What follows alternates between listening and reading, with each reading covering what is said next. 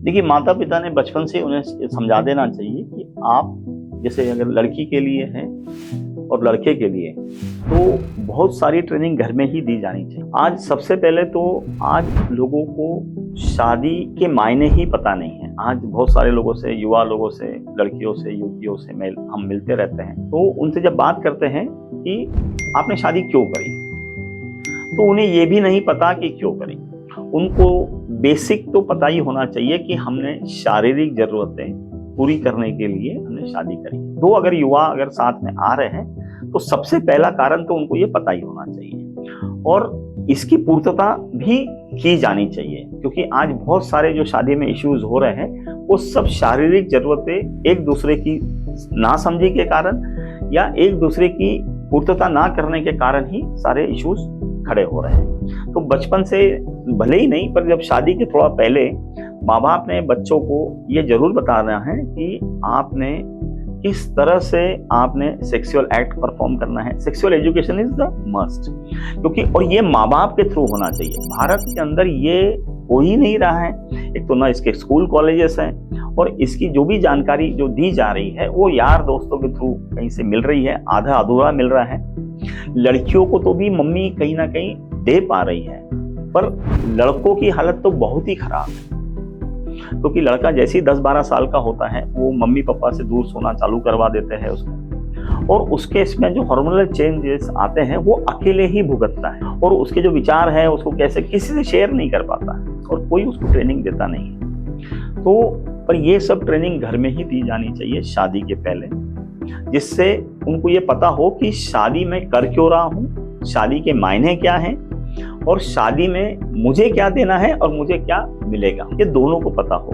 तो जिससे ये होगा, और उसमें सबसे ज्यादा इम्पोर्टेंट जो है वो शारीरिक सुख और शारीरिक जरूरतें जो हैं ये सबसे इम्पोर्टेंट है। इसकी ट्रेनिंग मिलनी चाहिए और इसके आगे उनके दिमाग में ये भरना जरूरी है कि हम लोगों का सह अस्तित्व, coexistence is very important. You cannot और we also cannot exist independently और इंडिविजुअली। पर होता कैसे है कि माँ बाप ने भी वो गलतियां करी रहती है अपने पिताजी से अलग होने की, तो वो उतनी कन्विंसिंगली अपने बच्चों को ये बता नहीं पाते हैं। और आज भारतीय समाज में जिस तरह का दोगलापन है कि हम तो अपने माँ बाप से अलग होंगे पर हम चाहते हैं हमारे बच्चे हमसे अलग ना हो, तो कहीं ना कहीं ये दोगलापन भी रुकना चाहिए। तो पहले हम ही पहले सुधर जाएं माँ बाप लोग, फिर माँ बाप ने एक और ट्रेनिंग देनी चाहिए कि जो बहू घर में अगर आ रही है या हमारी लड़की कहीं जा रही है तो हमने ये बताना है कि आपको वहाँ के जो सराउंडिंग है उसके हिसाब से आपको एडजस्ट होना है, ना कि आपके हिसाब से पूरा घर एडजस्ट होगा। और आज हमारी हिसाब से हमें जो समझना है कि बच्चे इतने ट्रेन ही नहीं हो रहे हैं कि वो इंडिपेंडेंटली रह सके, कोई नहीं रहे, क्योंकि पूरा घर चलाना वो किसी के भी बस की बात नहीं है। तो हमने बच्चों को यही बताना है कि आपको अगर साथ में रहेंगे तो आपकी गलतियां जो रहेगी या जो आपकी समझ में कमी जो रहेगी वो छुप जाएगी अगर आप 4, 6, 8 लोग साथ में रहेंगे तो।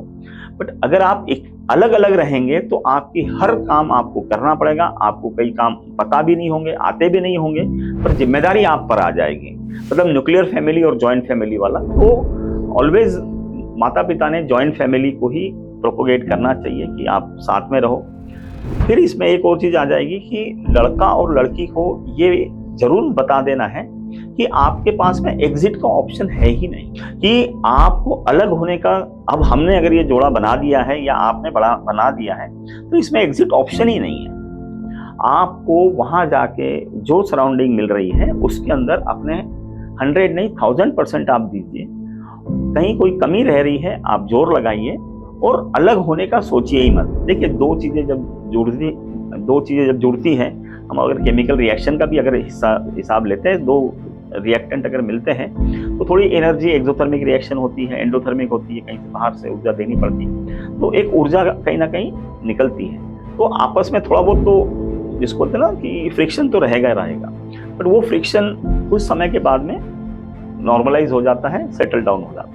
तो तब तक का समय दिया जाना चाहिए। और एग्जिट ऑप्शन अगर नहीं रहे तो मुझे ऐसा लगता है कि रास्ते निकलते ही हैं, पर एग्जिट ऑप्शन का अगर ऑप्शन, एक ऑप्शन अगर रहा कि हम छूट भी सकते हैं, जमे तो देख लेंगे, नहीं तो कोई बात नहीं, दूसरा देख लेंगे या वहाँ से निकल जाएंगे। ये ऑप्शन भी बच्चों के दिमाग में डाल देना है कि नहीं, यहाँ से आपको एग्जिट ऑप्शन है। आज कैसा हो रहा है कि माँ बाप से नहीं बन रही है, आप अलग हो जा रहे हैं, कुछ सालों से ये चल पड़ा है। तो कि और फिर कई बार बहानों के कारण भी लोग निकल जाते हैं दूर। बहाने मतलब जैसे कहीं जॉब मिल रहा है, कहीं बिजनेस अच्छा है तो दूसरे शहर में चले जा रहे हैं, बहाने बना के निकल जा रहे हैं, विदेशों चले जा रहे हैं। बट बात ऐसी है कि आज अगर ये जनरेशनल गैप जो है, हमें ये समझना है कि हम माँ बाप से बड़े तो कभी हो नहीं सकते, क्योंकि हम वहीं से आए हैं। तो वो ऑप्शन भी जिसको बोलेंगे ना कि जैसे मैं अपने बाबूजी के साथ हम रहते थे और बाबूजी की जो थी वो भी एटीट्यूड था ही उनका कि भैया मैंने जो बोल दिया वो होना चाहिए। तो हम अपना रेजिस्टेंस बताते थे, बाबूजी हम इससे सहमत नहीं हैं, पर आपने बोल दिया हमें करना है। तो इस तरह की चीजें भी जरूरी है, क्योंकि कैसे है, हमें साथ में रहना है, उनका एक तजुर्बा है, एक काम करने का तरीका है। बट आज अगर आपका अगर किसी से पट नहीं रहा है या कहीं आप उससे जिसको बोलेंगे ना एग्री नहीं कर रहे हैं, पर आप डिस्कशन कर सकते हैं और ठीक है मैं ये बात से असहमत हूं, पर आपने बोला है तो मुझे करना है या मैं कर लूंगा। तो ये भी एक सामंजस्य जरूरी है, और ये तभी होगा जब आप ये सोचेंगे कि मेरे पास में एग्जिट ऑप्शन नहीं है, मुझे तो अपने माँ बाप के साथ ही रहना है। तो ये अगर आप सोच लेंगे। रहा सवाल अब माँ बाप की बात, अब माँ बाप अगर जो है धीरे धीरे वक्त के साथ में वो भी समझ जाते हैं कि हम भी हर चीज में इंटरफेरेंस नहीं कर सकते हैं, हमें भी अपनी लाइफ जीना है, बच्चों को भी अपनी लाइफ जीना है। बट हमें ये सबसे जिसको बोलेंगे ना कि एक बॉटम लाइन ये रहनी चाहिए कि हमें साथ में रहना है। देखिए सबसे पहली बात तो इसमें तकलीफ कहाँ आती है कि एक बहू जब घर में नई आती है, लड़के की जो मम्मी रहेगी या सास रहेगी, उसके अंदर एक अधिकारों की आपस में थोड़ा सा रस्सा खेच चालू हो जाती है। क्योंकि पहले नॉर्मली होता ये है कि जो घर में की जो महिला होती है वो तो घर की राजा होती है, तो एक दूसरा एक और आ गया, बहू आ गई तो दो राजा हो गया।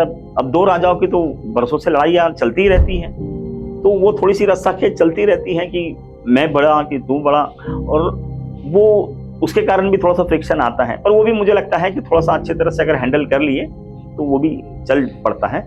और एजुकेशन, अगर बहू अगर ज़्यादा एजुकेटेड है तो वो सिर्फ पढ़ाई करी हुई है, सिर्फ पढ़ी लिखी है, पर घर चलाना, घर में बड़े बूढ़ों का सम्मान करना, अपने से छोटे लोगों को लेके चलना, तो ये पढ़े लिखे होने से कुछ लेना देना नहीं है। ये तो आपके मैनर्स होने चाहिए, आपके शिक्षा दीक्षा होना चाहिए, आपके संस्कार ऐसे होने चाहिए। इससे पढ़ा लिखे का कुछ नहीं, क्योंकि हो सकता है ना कि हमारे बच्चे हमसे ज्यादा पढ़ लिखेंगे, और क्या हमसे बड़े हो जाएंगे वो? नहीं, हम उनके पिताजी तो बाप तो रहेंगे ही रहेंगे, माँ बाप जो बड़े तो है वो तो रहेंगे ही रहेंगे। तो दोनों को आपस में बैठ के बातचीत करके मामले को हल करना चाहिए।